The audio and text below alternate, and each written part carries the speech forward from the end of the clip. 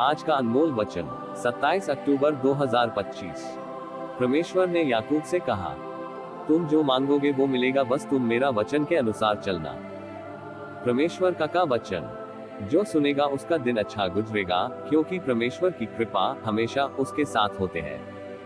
Let's start. वचन number 1। और उनको ठहराया हुआ दंड दे, उसके सब भक्तों की ऐसी ही प्रतिष्ठा होगी। याह की स्तुति करो। भजन संहिता 149:9। वचन नंबर 2। इसके बाद मैंने स्वर्ग में मानो बड़ी भीड़ को ऊंचे शब्द से यह कहते सुना कि हल्लेलुया, उद्धार और महिमा और सामर्थ हमारे परमेश्वर ही की है। प्रकाशित वाक्य 19:1। वचन नंबर 3। तूने उसे स्वर्गदूतों से कुछ ही कम किया, तूने उस पर महिमा और आदर का मुकुट रखा और उसे अपने हाथों के कामों पर अधिकार दिया। इब्रानियों 2:7। वचन 4। चतुर मनुष्य ज्ञान को प्रकट नहीं करता है, परंतु मूढ़ अपने मन की मूर्खता ऊंचे शब्द से प्रचार करता है। नीतिवचन 12:23। दोस्तों, मैं पैट्रिक हूँ और आप देख रहे हैं जीवन पवित्र यूट्यूब चैनल। तो चलिए एक नया एपिसोड शुरू करते हैं, लेकर प्रभु यीशु मसीह का नाम।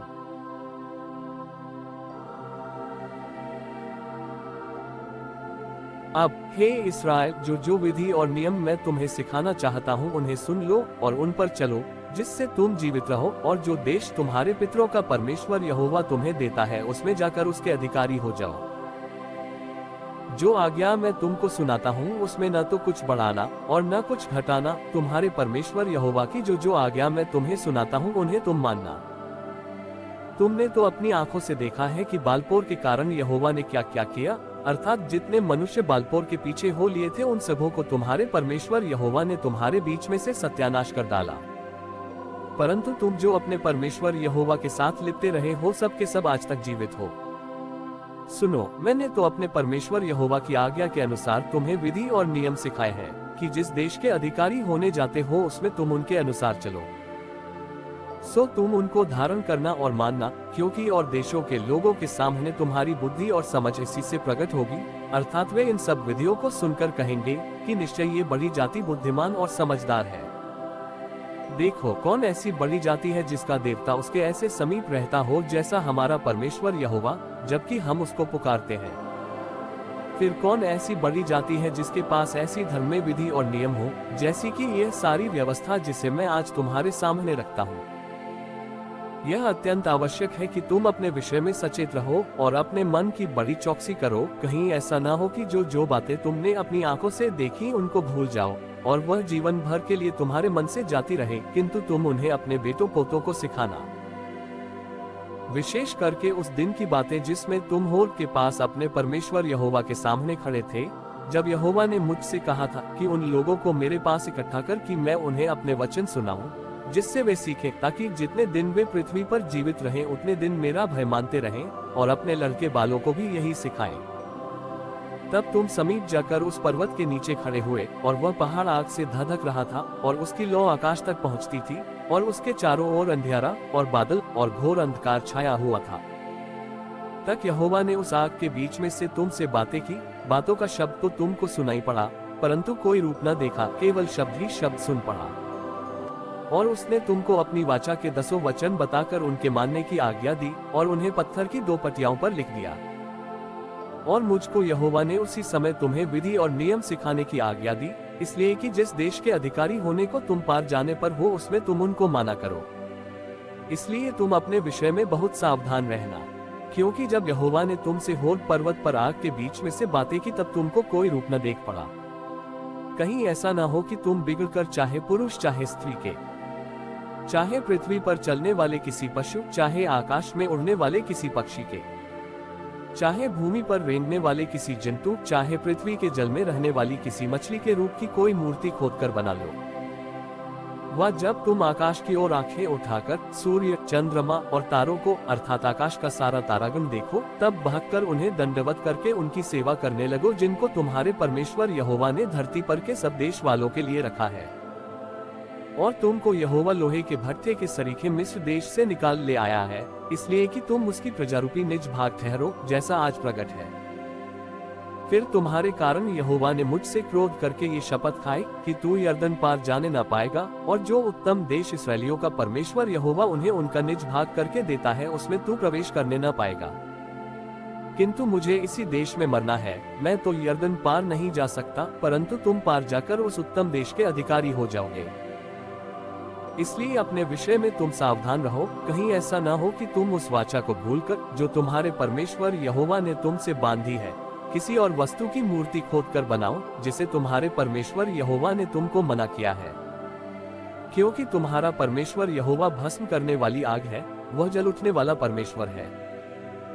यदि उस देश में रहते रहते बहुत दिन बीत जाने पर और अपने बेटे पोते उत्पन्न होने पर तुम बिगड़कर किसी वस्तु के रूप की मूर्ति खोदकर बनाओ और इस रीति से अपने परमेश्वर यहोवा के प्रति बुराई करके उसे अप्रसन्न कर दो, तो मैं आज आकाश और पृथ्वी को तुम्हारे विरुद्ध साक्षी करके कहता हूँ कि जिस देश के अधिकारी होने के लिए तुम यरदन पार जाने पर हो उसमें तुम जल्दी बिल्कुल नाश हो जाओगे और बहुत दिन रहने ना पाओगे, किंतु पूरी रीति से नष्ट हो जाओगे। और यहोवा तुमको देश देश के लोगों में तितर बितर करेगा, और जिन जातियों के बीच यहोवा तुमको पहुँचाएगा उनमें तुम थोड़े ही से रह जाओगे। और वहां तुम मनुष्य के बनाए हुए लकड़ी और पत्थर के देवताओं की सेवा करोगे, जो न देखते और न सुनते और न खाते और न सूंघते हैं। परंतु वहां भी यदि तुम अपने परमेश्वर यहोवा को ढूंढोगे तो वह तुमको मिल जाएगा। शर्त यह है कि तुम अपने पूरे मन से और अपने सारे प्राण से उसे ढूंढो। अंत के दिनों में जब तुम संकट में पड़ो और ये सब विपत्तियां तुम पर आ पड़ेंगी, तब तुम अपने परमेश्वर यहोवा की ओर फिरो और उसकी मानना, क्योंकि तेरा परमेश्वर यहोवा दयालु ईश्वर है, वह तुमको न तो छोड़ेगा और न नष्ट करेगा, और जो वाचा उसने तेरे पितरों से शपथ खाकर बांधी है उसको नहीं भूलेगा। और जब से परमेश्वर ने मनुष्य हो उत्पन्न करके पृथ्वी पर रखा, तब से लेकर तू अपने उत्पन्न होने के दिन तक की बातें पूछ और आकाश के एक छोर से दूसरे छोर तक की बातें पूछ। क्या ऐसी बड़ी बात कभी हुई वह सुनने में आई है? क्या कोई जाति कभी परमेश्वर की वाणी आग के बीच में से आती हुई सुनकर जीवित रही, जैसे कि तूने सुनी है? फिर क्या परमेश्वर ने और किसी जाति को दूसरी जाति के बीच में निकालने को कमर बांधकर परीक्षा और चिन्ह और चमत्कार और युद्ध और बलि हाथ और बढ़ाई हुई भुजा से ऐसे बड़े भयानक काम किए, जैसे तुम्हारे परमेश्वर यहोवा ने मिस्र में तुम्हारे देखते किए? ये सब तुझको दिखाया गया इसलिए कि तू जान रखे कि यहोवा ही परमेश्वर है, उसको छोड़ और कोई है ही नहीं।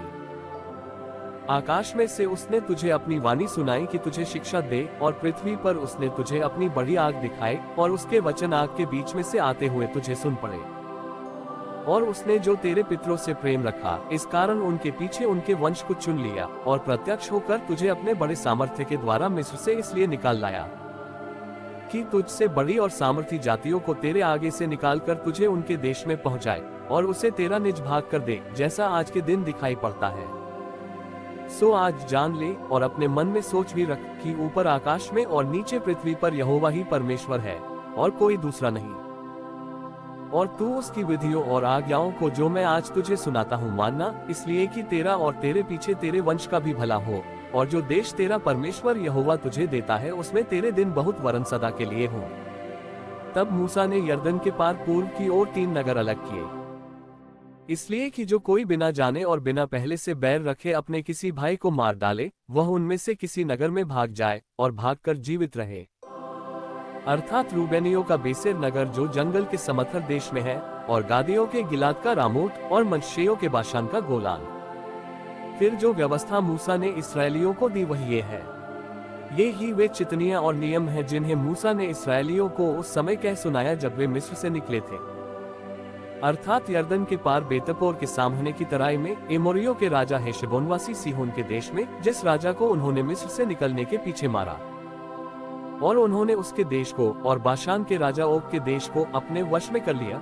यरदन के पार सूर्योदय की ओर रहने वाले एमोरियों के राजाओं के ये देश थे।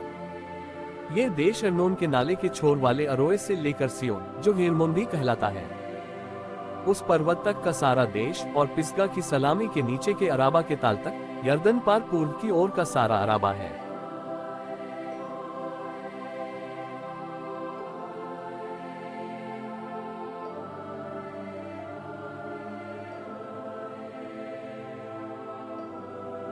अगर आपको ये अनमोल वचन अच्छा लगा तो आप हमारे YouTube चैनल को लाइक करें, शेयर करें और सब्सक्राइब जरूर करें। ताकि आपके लिए हम रोज ऐसे ही वचन लेकर आते रहेंगे। धन्यवाद। जय यीशु।